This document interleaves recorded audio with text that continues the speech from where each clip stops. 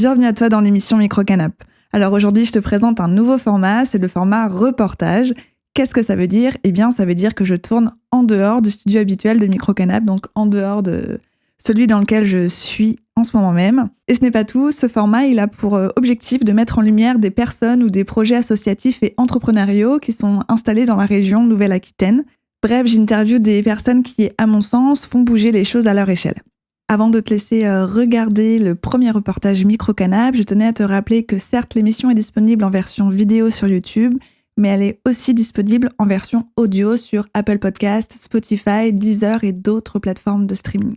Pour nous trouver, tu as juste à écrire Micro-Canap dans la barre de recherche et ensuite à cliquer sur le logo Micro-Canap. Et enfin, si tu aimes bien les sujets, si tu as envie de soutenir le projet Micro-Canap, n'hésite vraiment pas à t'abonner à la chaîne YouTube. Ça semble peu, mais ça aide beaucoup. Et si tu fais déjà partie des abonnés, je tenais à te remercier. Ce soutien nous fait vraiment plaisir. Hey!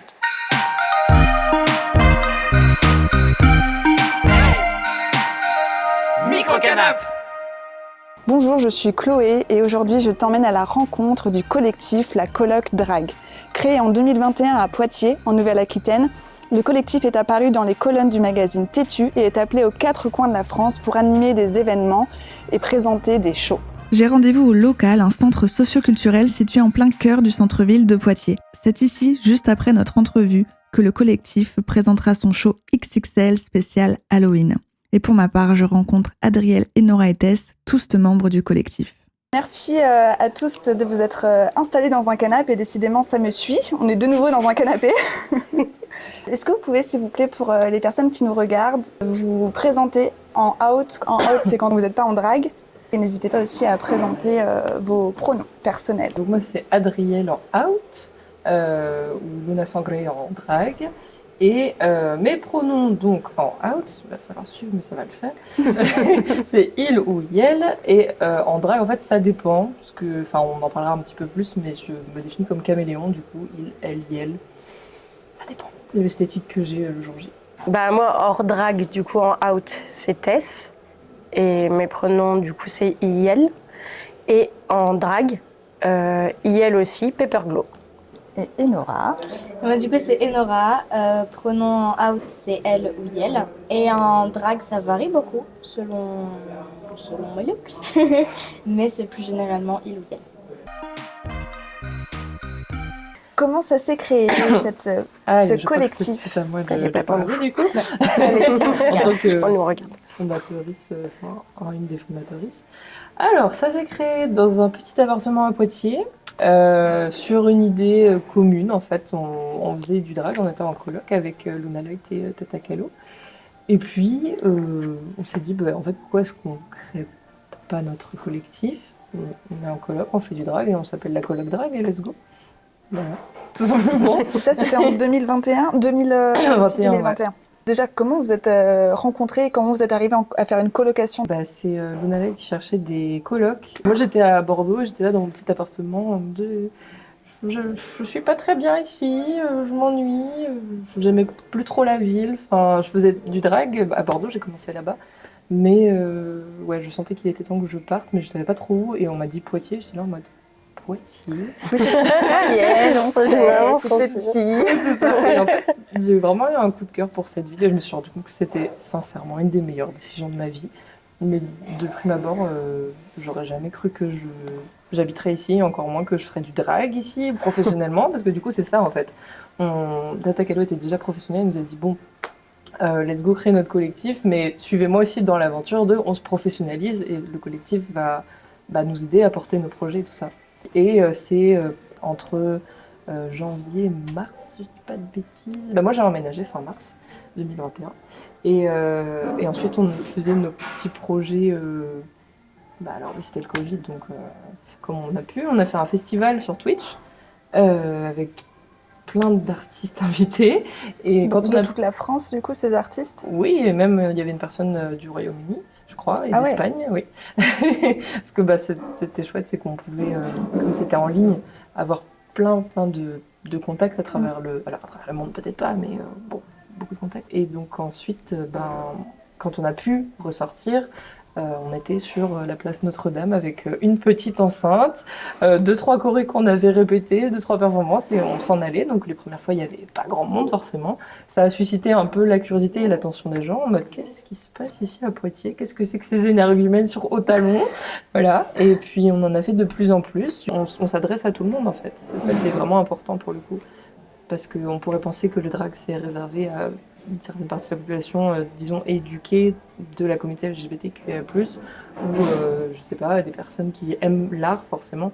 Nous, on est là en mode, non, le drag, il est partout, il est pour tout le monde. Et c'est pas pour rien qu'on a commencé nos shows à Notre-Dame, tu vois, c'était pour que tout un chacun puisse regarder et juste poser un regard et s'interroger en mode, qu'est-ce que j'en pense de ça? Bon, je sais pas trop, mais écoute, c'est là, et voilà. Enfin, il y a une démarche aussi d'éducation populaire dans la colloque drag, je pense.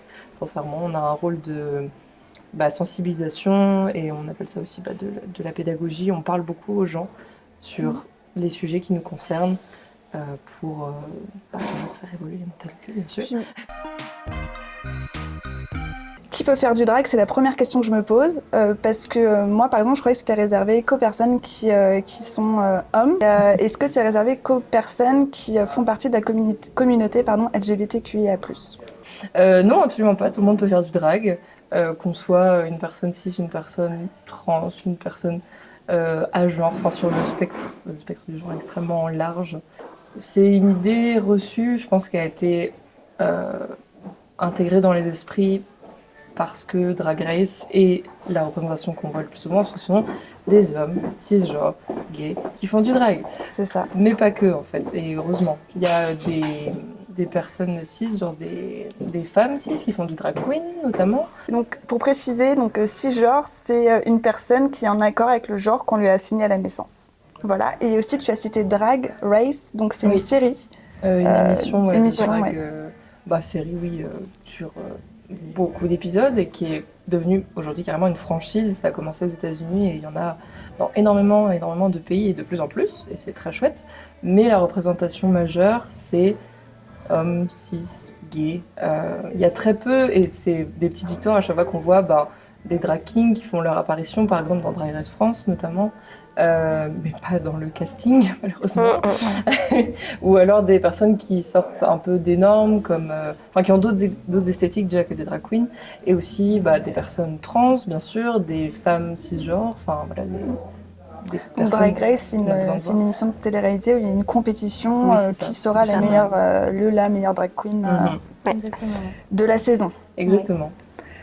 Et pour juste finir sur ma question, est-ce que c'est réservé qu'aux personnes qui font partie de la communauté LGBTQIA+. Moi, je pense pas. En tout cas, personnellement, c'est pas mon avis sur la question. Mais je pense qu'il y a certaines personnes qui voient ça plus dans ce sens-là, ouais. Après, en vrai, je pense qu'à partir du moment où on est conscient de ses privilèges, tout le monde peut faire du drag. Un homme cis, hétéro, il y en a qui font du drag. Ça pose pas de problème à partir du moment où tu prends pas la place des personnes LGBT qui ont quand même fondé cet art, et du coup de comprendre que ils arrivent après, en quelque sorte. Je sais pas trop comment expliquer ça. Oui, pour développer un petit peu ton idée, je te rejoins totalement. C'est à partir du moment où on sait en effet quelle est la place de ces personnes, c'est-à-dire vous n'êtes pas concerné par les combats LGBT+, vous ne descendez pas de personnes qui ont fait qu'aujourd'hui on a des droits, les luttes bien sûr continuent toujours et encore et toujours, mais des personnes qui ont fait avancer ces luttes-là, les personnes qui ont créé le drag, c'est inhérent à la communauté LGBT+. Mais c'est une forme artistique, donc c'est hyper open, mais encore une fois, voilà, il faut avoir conscience de quels combats ont été menés, par qui. Enfin, il y a l'histoire derrière, il n'y a pas que... C'est pas que un art où on le pratique pour les paillettes, tu vois, c'est politique, parce que c'est de la représentation, voilà, notamment. Et on diffuse des messages qui nous tiennent à cœur et qu'on espère qu'ils résonnent en fait dans les cœurs et les esprits des gens pour faire évoluer les mentalités notamment. Nos sociétés sont construites sur des normes et en fait, qu'est-ce que c'est être normal finalement ? Oui, c'est ça. Oui. Ça a été acté par une certaine partie de la population, ce qui est accepté comme normal. Et donc, être cisgenre, hétérosexuel, vouloir et aller dans le modèle sociétal basic, c'est-à-dire être marié, avoir des enfants, avoir la vie, comment dire, un peu long fleuve tranquille, modèle qu'on nous a inculqué en fait. Ouais, c'est ça, qu'on nous a inculqué depuis l'enfance en fait, en vérité. Et il n'y a qu'à voir quand il y a des coming out dans les familles, il y a des fois où ça se passe très bien, mais déjà le terme coming out c'est toujours un cap à passer en fait, qui n'est pas obligatoire, personne n'est obligé de faire son coming out, mais c'est une étape où on va redouter le regard que va avoir notre entourage sur nous. Une fois qu'on aura dit ça en fait, parce que parfois ça a des conséquences terribles comme se faire expulser de chez soi, ne plus parler à sa famille pendant 1 an voire plus, et d'autres fois ça se passe très bien, mais c'est des choses qui existent en fait. Il y a vraiment je sais pas comment dire, mais ouais, une espèce de pression déjà et de potentiel danger en fait d'affirmer notre existence. On connaît beaucoup l'esthétique drag queen, mais finalement, il y a plusieurs esthétiques. Est-ce que vous pouvez me décrire quelles sont les autres esthétiques et décrire aussi aux auditeurs qu'est-ce qu'il existe? Parce que non, être drag, c'est pas être drag queen, c'est ça? On a tendance du coup à beaucoup voir les drag queens, c'est les drags qui sont le plus visibilisés, notamment grâce à Drag Race. Et du coup, il y a, comme on a déjà dit, il y a cette idée que c'est un homme cisgenre qui va faire du drag et qui va performer le genre féminin et du coup qui sera drag queen. Mais du coup, forcément, s'il y a drag queen, il y a l'inverse, entre guillemets, il y a drag king, où du coup, c'est performer le genre masculin. D'accord. Et en fait, comme on se bat pas que pour la binarité des genres, forcément, ça se rejoint aussi sur le fait que il y a pas que hommes et femmes, et donc il y a aussi les drag queer, et à partir de là, ça peut partir dans tous les sens. C'est-à-dire que c'est ça qui est bien, c'est que c'est une forme d'art, du coup, on est libre de faire du drag queen un jour, et puis finalement de faire du queer après, et puis après de partir sur... C'est quoi du coup drag queer? Comment on peut le... est-ce que vous pouvez me décrire l'esthétique, justement, pour que visuellement je puisse comprendre? Ah d'accord, donc là c'est drag queen, là c'est drag queer. Généralement, dans l'idée, quand on est drag queen, on performe le genre féminin. Quand on est drag king, on performe le genre masculin. Et quand on est drag queer, c'est un peu notre petite popote de le mélange des genres. Et donc, c'est un drag non-binaire. Je sais pas trop si c'est la bonne façon de le dire. Je sais pas trop. Mélange, par exemple, je sais pas, tu vas avoir un maquillage hyper femme, mais une moustache, par exemple. Ok. Voilà. Et il n'y a pas que... On mixe tous les stéréotypes, en fait. C'est ça. C'est très varié, parce que moi, par exemple, je sais que le drag que je fais, c'est du drag créature. Ouais. Et du coup, moi, je m'inspire d'aucun stéréotype de genre. Je peux en jouer un petit peu des codes de genre, dit féminin ou dit masculin. Mais moi, c'est plus... Je vais chercher dans les créatures, dans les choses un peu démoniaques, très sombres, très... vraiment bizarre parfois. Halloween pour moi c'est vraiment le jour parfait de l'année.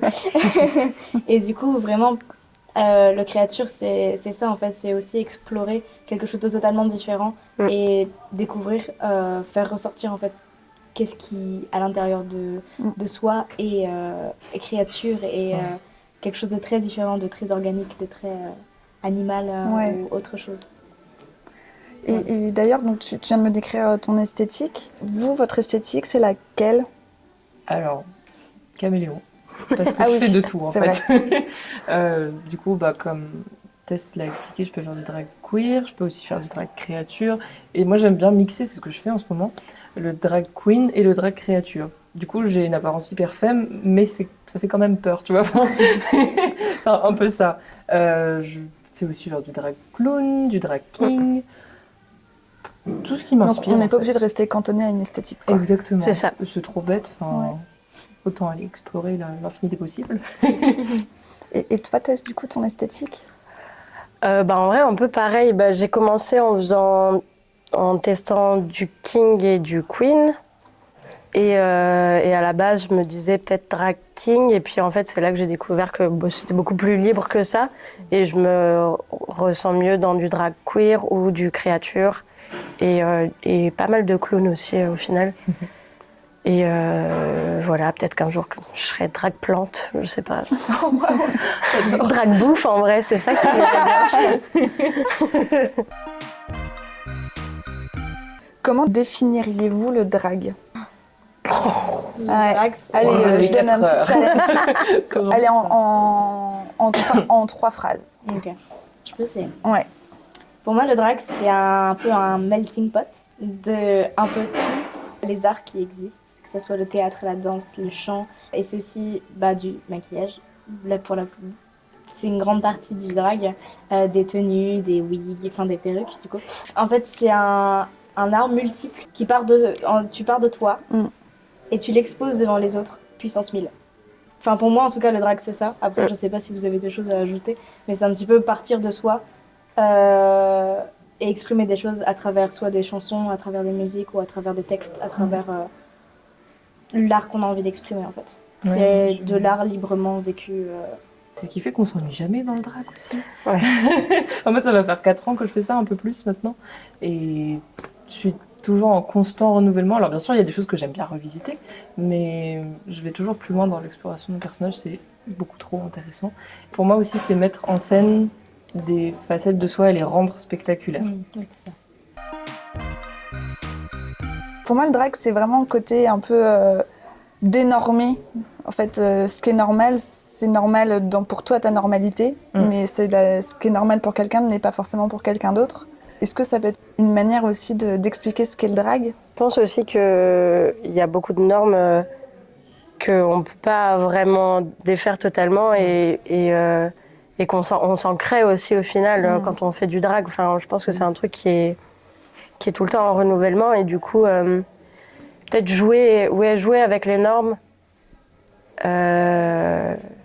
et parfois les dénormer en effet. Ouais, en tout cas, les normes établies, aller un peu briser les règles, les tabous et tout ce qui pourrait déranger dans la société, je sais pas trop comment dire, mais ce genre de choses. Et oui, je suis d'accord avec toi, quand on a notre propre vocabulaire, on a aussi nos propres normes, nos propres règles. Il y a des choses qui se font et ne se font pas. Par exemple, il y a un truc qui s'appelle le shade, qui se pratique dans la communauté drag. En fait, c'est se taquiner en mode... en utilisant des ressorts comiques, parce qu'on sait que c'est pas déjà du premier degré. C'est de la taquinerie entre drags. Okay. Le souci, c'est quand le public utilise ça envers nous, c'est quelque chose qui est déjà arrivé. Et là, on dit stop parce que ça devient des attaques, en fait. C'est pas juste taquiner pour taquiner. Et c'est vrai que ça a été le penchant plus négatif de Drag Race, de la visibilité de Drag Race France, c'est que il y a des personnes qui ont un peu dépassé certaines limites, justement, et c'est important de faire ces rappels-là qu'il y a des choses qui appartiennent à notre communauté, comme il y a des mots, des expressions qui appartiennent à notre communauté. Le reading aussi, mais ça, je ne connais pas le mot français pour ça. Le reading. Ouais, reading pour lire. Lire. Ok. En français, en fait, on dit aussi reading. On dit reading aussi? On utilise beaucoup de mots anglais toujours dans le beaucoup d'anglicisme. Oui. Oui, beaucoup d'anglicisme. Par exemple, pour les perruques, on dit des wigs. Des wigs. Être out, être en out. En drag. Voilà. Comment on explique le reading? Le shade, ce serait plus une petite pique comme ça. Et le reading, c'est l'autre drag va regarder ta tenue, être en mode, te lancer des pics sur chaque truc qui sont très précis. C'est vraiment une discipline, quoi. Tu vois, c'est du 3 millième degré, du coup, c'est hilarant. Et voilà. Peut-être que les gens comprennent pas qu'il y a du 2e, 3e, 4e, 5e degré. Oui, et du coup, c'est ça. Surtout, ce qui est très important, c'est dans le shade et dans le reading, ce qui est très très important, c'est que nous, on le fait parce qu'on se connaît entre nous. On connaît nos limites. Jamais et on sait qu'il y a des blagues ou des taquineries qu'on ne peut pas faire sur certaines choses. Et qu'en fait, il y a des gens qui se permettent de le faire parce qu'ils trouvent ça drôle. Non. Puis même, tu fais pas ça quand tu connais pas la personne. C'est normé, en fait. Enfin, là, pour ce coup-là, c'est vraiment des choses qui sont vraiment importantes à mettre comme règle. Est-ce qu'il y a des codes, entre guillemets, à respecter quand on entre dans cette discipline artistique qu'est le drag? Est-ce qu'il y a, par exemple, est-ce qu'on est obligé de réaliser son maquillage soi-même, son costume soi-même? Est-ce qu'on est obligé d'avoir un mentor, une mentoriste? Comment je pourrais dire en inclusif? Ah, je Mentoriste, sais pas trop. Mentoriste? je sais pas. Mentor. Une mentor. Une mentor, ouais. Une Une mentor. mentor, c'est Ouais. pas mal. Ça, c'est un terme qu'on utilise en drague. Du coup, on ne dit pas mentor, en fait. On dit... c'est un parent... Drag mother, Un drag parent father. de drague, ouais. Ouais. Mother, drag father ou drag parent. Je sais pas comment on dit parent en anglais. Parent. Ça passe. Mais ouais, il y a ce truc, oui, de famille. Alors, Ouais. surtout, du coup, nous, avec la coloc drag, encore plus. Mais de transmission, en fait, de connaissances.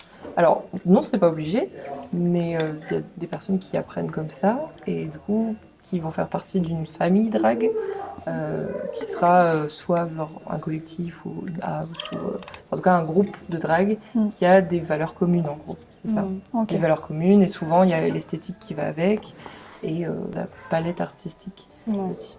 Mais en soi, c'est pas du tout obligé. Oui. Enfin, en fait, généralement, on peut commencer le drag en n'ayant pas de personnes qui nous apprennent comment faire. Avoir de l'aide pour les costumes, c'est tout à fait ok. Même nous, on s'aide entre, on s'entraide en fait, parce que c'est très important. Ça, c'est de l'entraide aussi. On est ensemble, on travaille ensemble et on fait tout ensemble en fait. Donc c'est bien de réussir à faire soi-même, mais s'il y a les autres pour nous aider, c'est encore mieux. C'est ok si tu sais pas tout faire de suite, parce que ça s'apprend en fait. Je me dis, est-ce que tu veux raconter ton expérience de la colo peut-être? Oui, carrément. Du coup, moi j'ai commencé le drag il y a 1 an et 3 mois. Ok. Et en fait, j'ai découvert le drag via Drag Race aux États-Unis, RuPaul's Drag Race. Donc je regardais ça et tout ça sur Netflix, c'était fun. Mais je suis arrivée à Poitiers il y a 3 ans et j'ai vu mon premier show drag avec la coloc drag. Et ça m'a totalement plu. Et au départ, j'étais juste spectatrice et j'allais juste voir les shows et tout ça. Et du coup, il y a 1 an, je me suis lancée. Et j'ai commencé par un look de drag king. Et juste après, au mois de fin août de l'année dernière, il y a quelque chose qui s'est créé avec la coloc drag qui s'appelle les colo-drag. Et en fait, c'est des semaines de vacances scolaires pendant lesquelles les membres de la coloc drag vont être ici, du coup au local, pour apprendre à d'autres personnes ce que c'est l'art du drag en fait. Genre se maquiller, les tenues, comment coudre, plein de petits tips en fait pour aider à découvrir ce que c'est le drag. Et après la colo en fait, je me suis rendu compte que c'était fait pour moi et j'ai pas arrêté depuis quoi. Ça m'a beaucoup aidé parce que j'ai rencontré des personnes qui comme moi venaient de commencer ou n'avaient pas encore commencé et se questionnaient en fait beaucoup sur waouh, ok, ça m'intéresse, mais je sais pas comment faire. J'ai pas les outils pour le faire. La colo que j'ai fait, c'était avec Tata Kalo, Luna Light et Luna Songé. C'est 3 personnes qui m'ont énormément rassurée et qui en fait nous ont dit tout ce qu'elles savaient sur le drag, tout ce qu'elles nous ont transmis en fait leur savoir et leur façon de faire et leurs conseils. Et je sais que c'est des personnes qui, même toujours actuellement, en faisant partie de la coloc drag, je vais les voir et je sais que c'est des personnes de bons conseils et qui vont pouvoir aiguiller et donner vraiment les clés pour continuer à réussir et à évoluer en fait. Parce que c'est une constante évolution aussi. L'une des luttes premières de la coloc drag, c'est donc d'expliquer aux gens que le drag, c'est une profession. Ah oui. Ouais. Parce que c'est pas forcément reconnu, c'est ça, par exemple. Absolument pas. On n'a aucun statut sur Pôle emploi, par exemple. Alors qu'il y a, pour les transformistes, il y a la catégorie transformiste. Les drags, ça n'existe pas. Pourtant, c'est pas la même chose, mais c'est quand même des très proches cousins. Enfin, on fait de la scène, on incarne un personnage. Certes, on s'inspire pas forcément d'une célébrité jusqu'à vouloir la personnifier, mais c'est pas si éloigné, tu vois. Oui, donc, parce que donc là, pourquoi il n'y a pas de cette reconnaissance-là? il n'y a pas de reconnaissance professionnelle et artistique, alors qu'il y a autant de la musique, que de la danse, que du théâtre, Oui, tout à fait. il y a du maquillage. Pourquoi il y a cette non-reconnaissance au niveau artistique? Qu'est-ce qui manque? Est-ce qu'on vous dit clairement les choses ou vous êtes dans le flou On est beaucoup laissé dans le flou. Ouais, clairement. Je crois que ça peut être possible d'avoir un semblant de statut d'intermittent du spectacle en fait avec le drag. C'est pas assez Ça développé. représente pas vraiment la discipline qu'on fait quoi. Ouais. D'accord. Je sais pas comment. Parce que même en tant Trop dire. qu'intermittent, si je dis pas de bêtises, il faut choisir une catégorie, non? Non. Normalement non. Mais le problème, c'est pour être payé en intermittence Oui, c'est quand ça. on fait du drag. C'est quoi le problème? Bah, dans quoi on met ça? Enfin, c'est un peu ça. Par exemple, moi, je chante souvent en drag. Est-ce que je mets juste que je vais faire un concert, alors qu'à tout moment, je vais aussi faire des performances qui seront pure drag à base de playback, enfin lip sync du coup. Et puis, je sais pas trop exactement.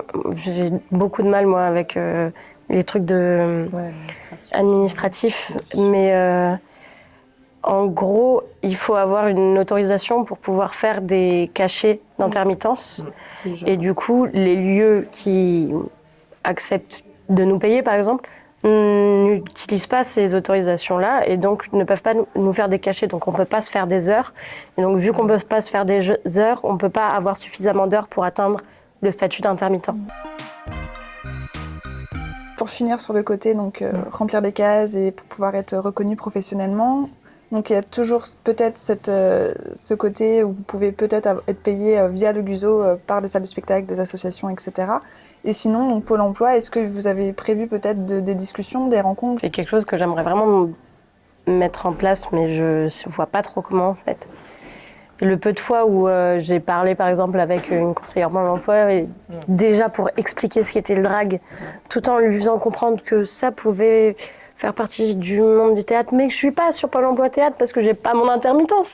C'est un casse-tête très très très compliqué. Et aussi, je pense qu'il y a le côté, en tout cas moi je ressens vachement ça, c'est l'idée que c'est un passe-temps en fait, et que du coup c'est pas un métier, parce que c'est un passe-temps, on est en train de faire notre petite passion, et on est très content de performer sans être payé, parce que on performe, alors qu'on aimerait bien être payé quand même. Parce que c'est des heures et des heures de préparation. C'est ça. Pour un show, tous les shows ne se ressemblent pas. Oui. Puis il y a plusieurs styles de shows. Il y a les shows, peut-être que vous pouvez l'expliquer plutôt que ce soit moi. Comme ce soir, il y a le show XXL. Donc XXL parce que ça dure 4 heures et que c'est des mois et des mois de préparation. Donc les shows XXL, c'est nos plus gros shows dans l'année, clairement.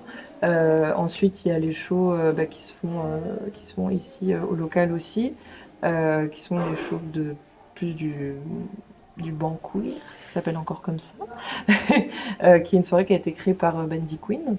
Qui fait partie de la coloc drag, qui est une artiste de la coloc drag aussi. Les bancs queer, ça va être plus convivial. On va mettre des tables par-ci par-là, aménager une petite scène, et voilà, c'est plus intimiste. Il y a des shows qui vont se faire aussi dans les bars, où c'est encore différent.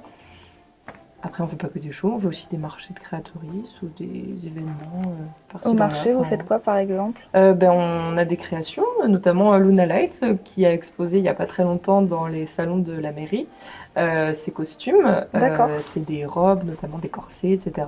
Et qui était avec Abby Divine, qui fait aussi partie de la coloc drag. Merci. Et qui, elle, crée des perruques. Pour fabriquer des wigs Yay et des costumes, est-ce qu'il faut faire une formation avant? Tout le monde a appris sur le tas Dans les personnes de la coloc, en tout cas, on a beaucoup appris sur le tas à faire nous-mêmes. En fait, c'est en faisant nos propres expériences qu'on apprend à faire. Vu que le drag n'est pas considéré comme un métier, on est des personnes extrêmement précaires et queer, et du coup, c'est pas forcément accessible pour tous les cours de couture ou quoi que ce soit. Du coup, en fait, on s'apprend entre nous. Quand on a des conseils, par exemple, moi je sais quand j'ai des conseils couture ou quoi que ce soit, je vais demander à Luna Light, des conseils perruques, je vais demander à Abby Divine. On communique beaucoup en fait entre nous pour aussi s'apprendre en fait. Oui, puis aussi, est-ce que vous partagez les bons plans? Parce que ça coûte cher aussi le tissu ou quoi que ce soit. C'est quand même un sacré budget. Puis on se prête des trucs aussi. Oui, aussi. C'est important. Oui. Ouais. C'est un peu une famille en fait, la coloc, non? Totalement. Oui. Exactement. Ça a Ça se commencé ressent, en en tout coloc et maintenant c'est genre juste une immense famille. C'est une grande famille. C'est justement ce que j'allais demander. On est 12. On est passé de 3 à 12 pour la petite info. Vous avez tous une formation de théâtre ou de danse. Nora, tu parlais tout à l'heure, donc toi, tu as fait du théâtre aussi, non? Ouais, moi j'ai une formation de théâtre. Nous 3, oui. Voilà. Voilà, on est vraiment les théâtreux de la coloc. Ouais, je crois qu'on est les trois théâtres. Ouais. Oui, je pense qu'il y en a qui en ont fait peut-être par-ci par-là, mais en termes de formation, du coup, moi j'ai fait une licence théâtre avec une école d'art du spectacle. Toi aussi, tu as poussé pas mal des études théâtrales. Ouais, j'ai fait le conservatoire. Voilà. Ah ouais, et puis ok. toi, tu as un master en art du spectacle. J'ai un master en art du spectacle, j'étais au conservatoire aussi. en Bretagne. Donc vous avez un parcours professionnalisant et professionnalisé Oui, tout à fait. en plus avec Oui. tous les shows que vous avez déjà fait, etc. Exactement. Et c'est nous qui gérons, notamment pour les shows, la communication, les réseaux sociaux, faire des contrats et tout ça, c'est nous qui gérons tout nous-mêmes et on s'apprend aussi nous-mêmes. Généralement, je sais que pour tout ce qui est organisation et plein de choses comme ça, c'est beaucoup Tata Calo qui s'en charge et qui aussi, du coup, nous transmet en fait son savoir sur comment faire les choses, comment réussir à organiser un show, à créer un show avec un lieu, à aller démarcher des lieux. C'est nous qui allons voir les lieux parfois les lieux viennent à nous, mais ça vient de plus en plus que les lieux viennent à nous et c'est chouette. Oui. Mais c'est vraiment aussi beaucoup de démarchage et c'est vraiment tout nous-mêmes. Ça représente combien d'heures, juste par exemple pour un show, tout compris? Un show XXL là, comme celui-là, c'est vraiment énormément de travail parce que c'est voir en amont les artistes qui voudraient travailler sur le show. Parce que généralement, le show XXL, il y a aussi des shows, des invités spéciaux, notamment. Qui ne sont pas forcément de Poitiers? Et qui ne sont pas forcément de Poitiers ou de la coloc. Là, le show XXL, on est 9 personnes à performer. Et du coup, on est 8 membres de la coloc drag. Et Miss Tézé qui est là en tant que guest, du coup, invité. Et vous préparez ce show depuis quand alors? Oh là là. Personnellement, ça fait 3 mois que je prépare mes tenues. Et si on doit mettre un temps global sur le temps de préparation pour tout le monde, je dirais à peu près 3 mois. Le temps de tout organiser, de voir le concept. En termes d'organisation. En termes d'organisation, de concept, de comment on voit ça avec le lieu, où on fait... Est-ce qu'on fait différents endroits Et c'est une bonne chose de prendre autant d'avance parce qu'on a des projets à côté. Il Notamment, n'y a pas que un show et puis vous avez aussi... Dans la même semaine, là par exemple, tu vois, il y a eu ma première soirée, la musique Queer, n'hésitez pas à venir à la prochaine.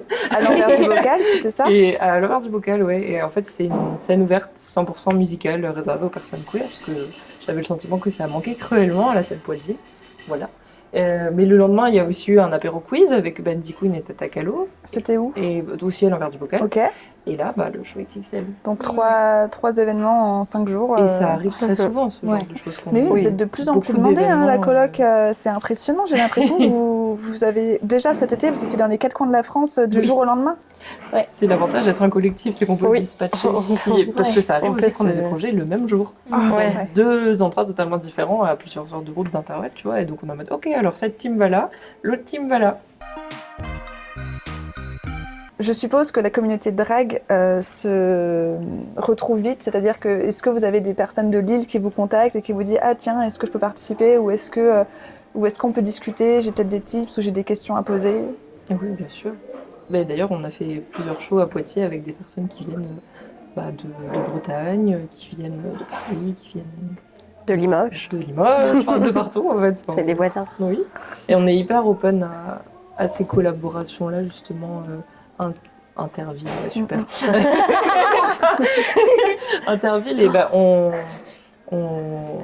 a à cœur aussi de mettre en valeur le drag local. Donc c'est pareil, on va bosser avec des personnes de Niort, de Limoges, d'Angoulême, enfin tu vois, parce que pour faire comprendre que le drag n'existe pas non seulement qu'à Paris et ni que dans les grandes villes. Et voilà, notamment le dernier Show Pride qui était ici, le 21 juin dernier, c'était nos régions du talent. Ah yes. Voilà, on avait fait venir des drags des villes alentours en fait. Oui, voilà. Super, je vous remercie beaucoup pour le temps que vous m'avez accordé et puis trop hâte de vous voir sur scène ce soir. Avec. Yes. Merci. Merci Chloé. Bye. Au revoir. Notre discussion terminée, c'est l'heure pour les artistes d'entamer les 2 à 3 heures minimum de maquillage indispensables à leur prestation drag. Je quitte donc Luna Sangre, Paper Glow, Pandemaniac et les 6 autres artistes drag queens, queers et monsters et les retrouve sur scène face à 200 spectatrices conquis par l'ambiance drôle et humaine du collectif. Si toi aussi tu veux voir sur scène le collectif ou si tu veux simplement suivre les actus de la coloc drag, je te mets le lien de sa page Instagram en description. Je te remercie d'avoir regardé la vidéo d'aujourd'hui. Si ce n'est pas déjà fait, n'hésite vraiment pas à t'abonner à la chaîne YouTube et à suivre Microcanap sur Instagram et TikTok. Et puisque l'émission sort tous les jeudis, je te retrouve la semaine prochaine pour un nouveau sujet.